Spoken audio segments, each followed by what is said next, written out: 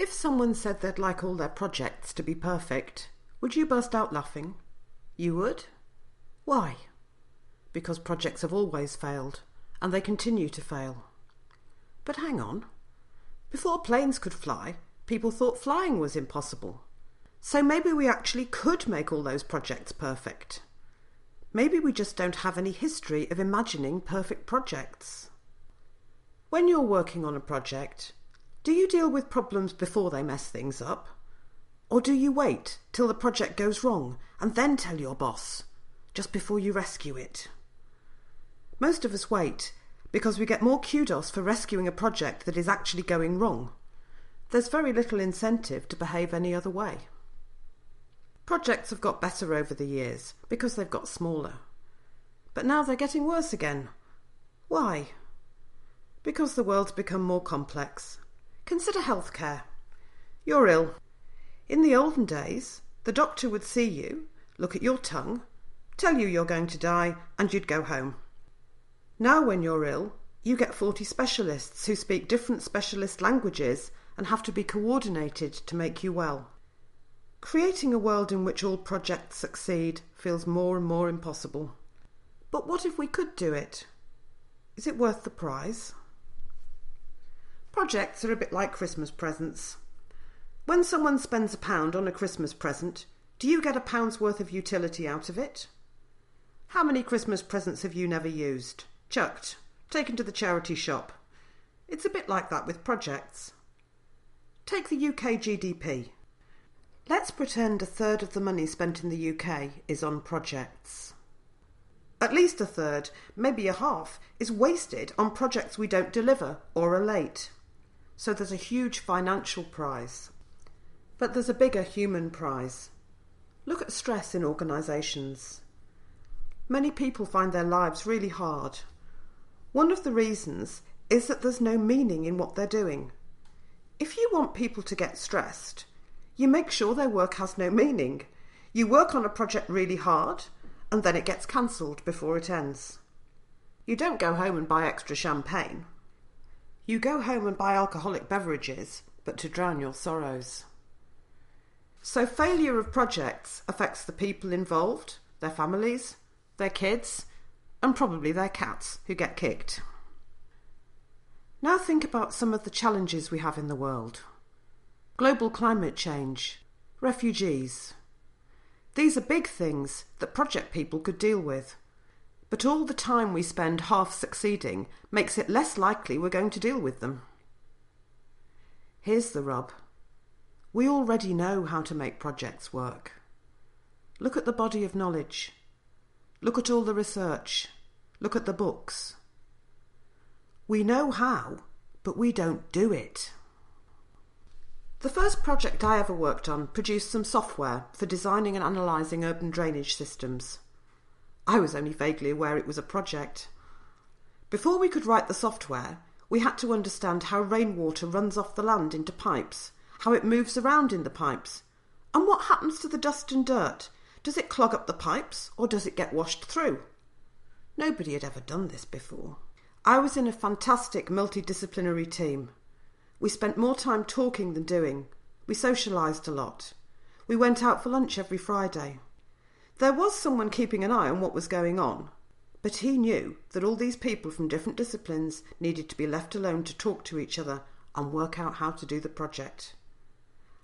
I had no idea there was any other way of managing projects. The project was successful in lots of ways. Lots of ways?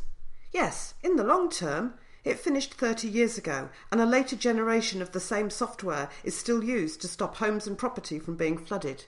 It saves lives. It saves money. When you set out, what was the definition of success? And who decides that? Your aim at the start wasn't a 30-year-old piece of software. And what about knowledge? When a project's been completed, the whole organisation is more knowledgeable than it was before. Is that success? Yes, but it's not at the front of a project manager's mind. Are we too hung up on time, cost and quality as the measures of success? At the time of closing a project, what does success mean? If you're going to measure success, you've got to write down what success looks like at the start. Do you keep on doing that, though? Things change. Yes, but you've got something to measure against. There isn't much narrative about project success. Most of the things I read are about project failure. I think we have to change our mindset. You have to identify the business benefits. Benefits management has turned into a science. We put numbers against everything, get things down to pounds, shillings and pence. We focus on money simply because it's easy to measure. If somebody's producing a beautiful piece of art, you don't know whether it's good or bad. If somebody's supposed to be doing something and they're late or they overspend, you can tell. We default towards the easily measurable, and that distorts our ability to make projects work properly. Yes, everything's brought down to money. And money's not even real. We invented it. Yes. Why can't we have something else instead? Shouldn't we be measuring success over the long term rather than focusing on time, cost and quality in the short term? We're stuck in that triangle. Most organisations won't accept a business case that doesn't deliver in the next 12, 18, 24 months. Long-term success doesn't fit with the benefits management framework we use on our projects.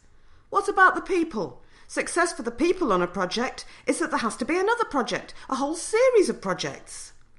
I've had some very successful failures because we were too ambitious.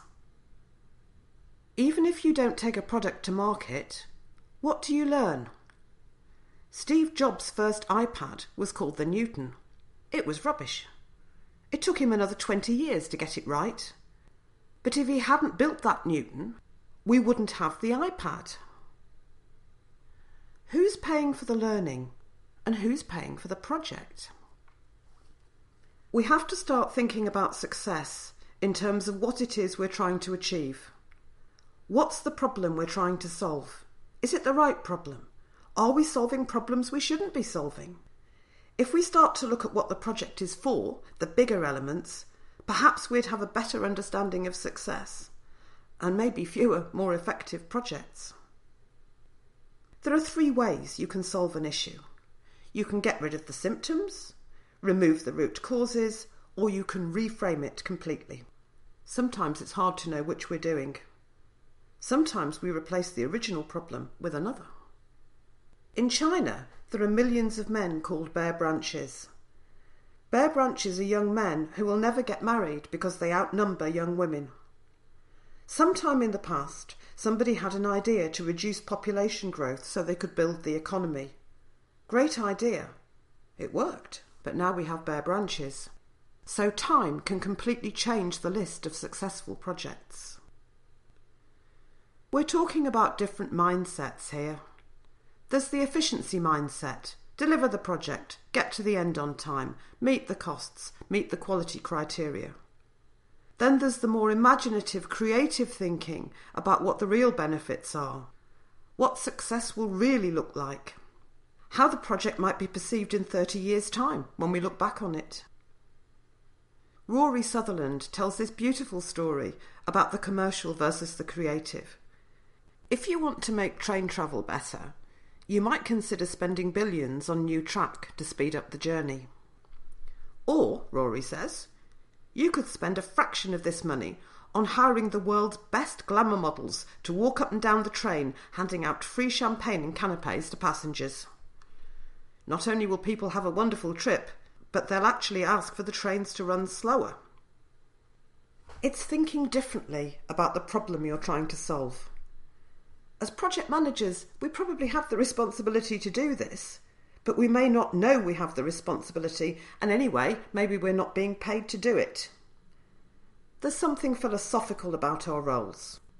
We're the people who make change, and if we're not looking at the change we're making, then we might do stuff that isn't good for the world. There's a problem over and above the way we define success. Instead of focusing on making people partners, making them own the challenge so they collaborate, we make them individually accountable for parts of the project. I'm accountable for my bit, you're accountable for yours. Why should we help each other? We've turned the people into victims. We take the opportunity to bring all these diverse specialists together in a project, then we design a system to keep them apart and not care for each other. Weird stuff.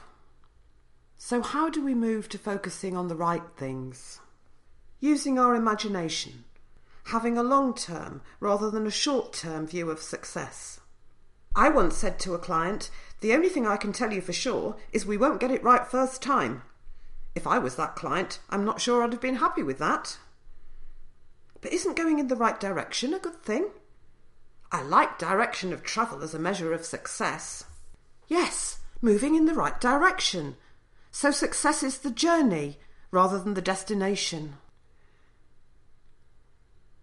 What if we actually could create a world in which all projects succeed? We could hit a completely new problem. It might get boring. So many people love projects because they like fighting fires and wrestling crocodiles.